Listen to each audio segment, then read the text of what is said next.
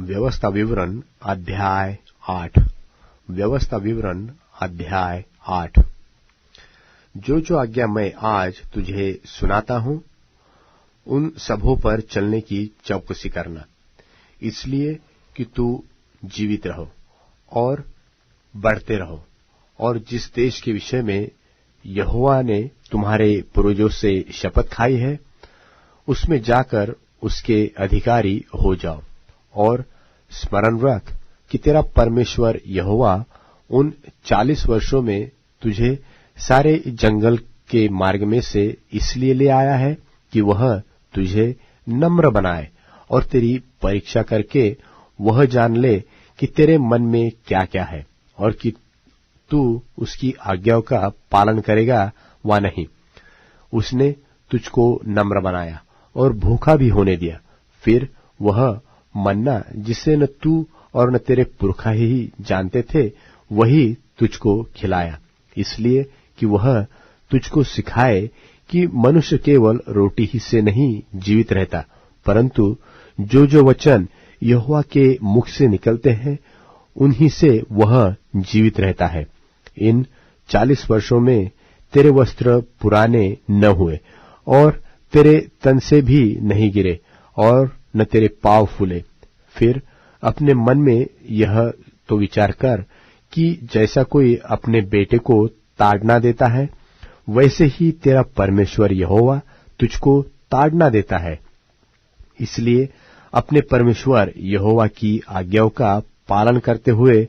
उसके मार्गों पर चलना और उसका भय मानते रहना, क्योंकि तेरा परमेश्वर यहोवा तुझे एक उत्तम देश में लिए जा रहा है, जो जल की नदियों का और तराइयों और पहाड़ों से निकले हुए गहरे गहरे सोतों का देश है। फिर वह गेहूं, जौ, दाखलताओं, अंजीरों और अनारों का देश है, और तेल वाली जलपाई और मधु का भी देश है। उस देश में अन्न की महंगी न होगी और न उसमें तुझे किसी पदार्थ की घटी होगी। वहां के पत्थर लोहे के हैं और वहां के पहाड़ों में से तू तांबा खोद कर निकाल सकेगा, और तू पेट भर खाएगा और उस देश के कारण जो तेरा परमेश्वर यहोवा तुझे देगा, उसका धन्य मानेगा। इसलिए सावधान रहना, कहीं ऐसा न हो कि अपने परमेश्वर यहोवा को भूलकर उसकी जो आज्ञा, नियम और विधि मैं आज तुझे सुनाता हूं, उनका मानना छोड़ दे। ऐसा न हो कि जब तू खाकर तृप्त हो और अच्छे अच्छे घर बनाकर उनमें रहने लगे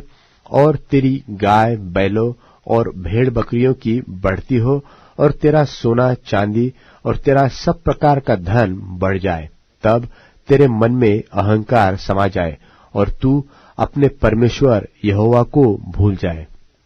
जो तुझको दासत्व के घर अर्थात मिस्र देश से निकाल लाया है और उस बड़े और भयानक जंगल में से ले आया है, जहां तेज विष वाले सर्प और बिच्छू है, और जल रहित सूखे देश में से उसने तेरे लिए चकमक की चट्टान से जल निकाला और